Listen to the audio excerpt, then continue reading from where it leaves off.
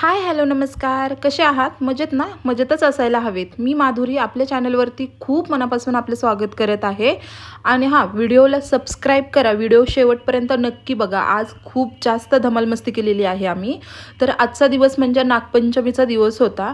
आता आदल्या दिवशी म्हणजे भावाचा उपवासाचा तर व्हिडिओ तुम्ही पाहिलाच असेल. पण आज नागपंचमी होती आणि त्याचबरोबर आज पहिला श्रावणी सोमवार होता. म्हणून सगळं असं मस्त असं चाललेलं होतं. आता सकाळी सकाळीच म्हटलं की पुरणपोळीचा स्वयंपाक बनवून घ्यावा. आता कारण भावाचा उपवास आणि नागपंचमीचा दोन्ही पण उपवास असे एकसोबतच आलेले होते. म्हणून म्हटलं की पुरणपोळीचा स्वयंपाक केलाच पाहिजे. आणि जोपर्यंत आपण पुरणपोळीचा स्वयंपाक करत नाही तोपर्यंत असं सण आहे किंवा सण साजरा करतोय असं कधी वाटतच नाही. म्हणून मस्त असं सकाळी सकाळी डाळ शिजायला घातली. आता ही डाळ आणि गूळ तर रात्रीच आणून ठेवलेला होता. आता किती घालायची किती नाही हा मोठा प्रश्न होता. पण मी पटकन डाळ निवडून घेतली आणि डाळ शिजायला घातली. आता मी कुकरलाच डाळ शिजायला घातली. पटकन शिजली पण जाते, व्यवस्थित शिजली पण जाते आणि आमटीसाठी येळवणी पण निघून जातं. असं नाही की कुकरमध्ये घातल्यावर आपण येळवणी निघत नाही आहे. पण कुकरमध्ये पण थोडंसं जास्त पाणी घेतलं ना तर आमटीसाठी मस्त असं येळवणी पण निघून जातं. त्याचबरोबर एका साईडला कुकर लावून घेतला आणि कणिक मळायला घेतली. आता कणिक मळून ठेवली ना, कारण ती जेवढी जास्त वेळ आपण कणिक भिजवतो तेवढ्या मस्त अशा पोळ्या फुगतात. आणि ही जी ट्रिक आहे ना, ही म्हणजे मी खूप वर्षापासून वापरते. म्हणजे सगळ्याच बायका रिलेट करतील याला, की कुठलीच गोष्ट अशी वेस्ट जाऊन द्यायची नाही. आणि वेस्टमधून बेस्ट कसं शोधायचं ना, ही बायकांच्यात एक म्हणजे भारी कला आहे ही. तर तसंच माझं पण आहे. आता ही तेलाची पिशवी होती, त्याला आतमधून तेल असतं. तर ते वेस्ट नको जायला म्हणून मी ते असं कैचीने साईडने कापून घेतलं आणि असं मस्त कणकेला मस्त तेलाने असं हे करून घेतलं. मस्त कणिक वगैरे झाकून ठेवली आणि एक छोटासा ब्रेक म्हणून मस्त चहा करून घेतला. मी पण माझ्यासाठी पण घेतला आणि त्यांच्यासाठी पण चहा दिला. मस्त शांत बसून चहा पिले. आता माझी पण थोडीशी तब्येत खराब झाली होती, कारण त्यांची पण तब्येत खराब होती. व्हायरल इन्फेक्शन झालेलं होतं आणि लगेच आईचं हे पार्सल पण माझ्याकडे आले होतं. आता रोज आई काही ना काही मला बसने पाठवूनच देत असते. तर आज आईने भरपूर सगळ्या गोष्टी दिलेल्या होत्या. आणि दूध तर रोज डेली दूध मला घरून येत असतं.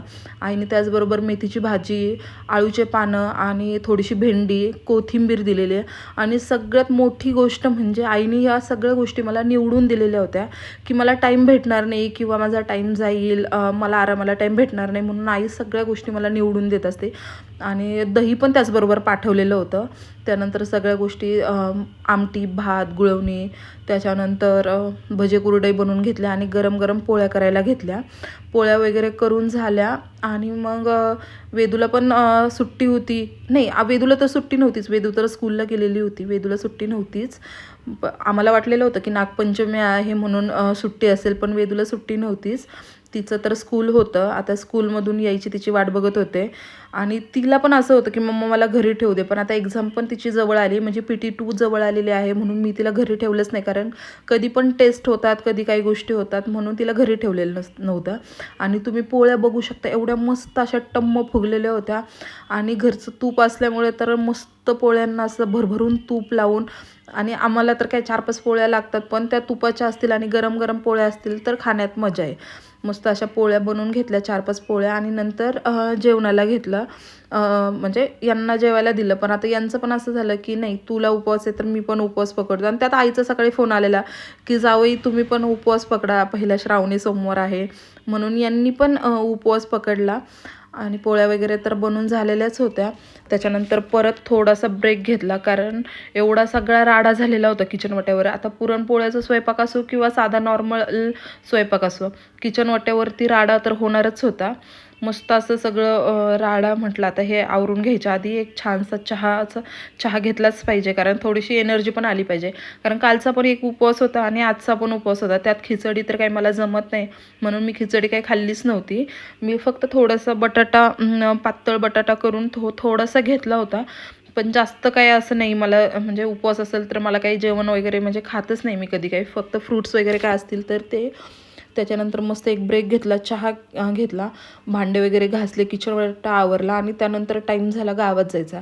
आता श्रावणी सोमवार होता आणि आमच्या इकडे कसं असतं की महादेवाच्या मंदिरात, म्हणजे खूप वर्षापासूनची आता ही प्रथा चालू झालेली आहे की महादेवाच्या मंदिरात जायचं, तिथं जाऊन बायकांना ते लाह्यांनी ववसायचं असतं. आता आम्ही जसं घरातून निघलो दिवसभर अजिबातच पाऊस नव्हता, पण जसं घरातून निघलो ना तसा एवढा पाऊस सुरू झाला. गेलो पण आम्ही तिथं कसं तरी. नंतर महादेवाचं दर्शन घेतलं. महादेवाच्या पिंडीवरती तांदळाची एक मूठ, कारण पहिल्या सोमवारी तर तांदळाचीच मूठ होती ना, तर ती पण करून घेतली. त्यानंतर बाहेरच्या सगळ्या देवांचं दर्शन वगैरे झालं, बायकांना ओसून झालं, थोडंसं फोटो सेशन झालं.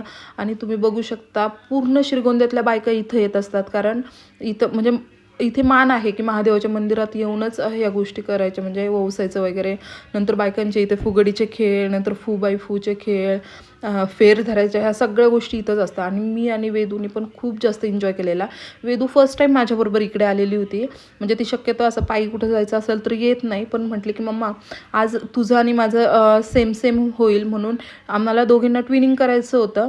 आणि लकीली असं झालं की माझी पण त्याच कलरची साडी होती, आणि तिचा पण तिची पण जी फ्रॉक होती ना ती पण सेम कलरची होती, म्हणजे थोडंसं मायनर डिफरंट होता पण सेम होतं. म्हणून आम्ही दोघी पण मस्त असं तयार झालं. आणि वेदू फर्स्ट टाईम आलेली, आणि तिच्या चेहऱ्यावरचा आनंद म्हणजे तिने खूपच जास्त एन्जॉय केला. तिला हे सगळं नवीन वाटत होतं, सगळ्या गोष्टी पाहायला. तिचे नाटकं बघू शकता तुम्ही. आणि तिला प्रत्येक गोष्टीत असं होतं की माझ्याबरोबर पण खेळा, माझ्याबरोबर पण खेळा, मला पण हे करायचं आहे, मला पण ते करायचं आहे.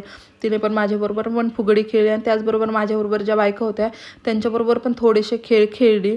आणि त्यानंतर थोडीशी इथे छोटीशी यात्रा भरली पण जाते. यात्रा म्हणजे असं जास्त काही नसतं, छोट्याशा मुलांसाठी खेळायला असं मिकी माऊस वगैरे काही गोष्टी असतात.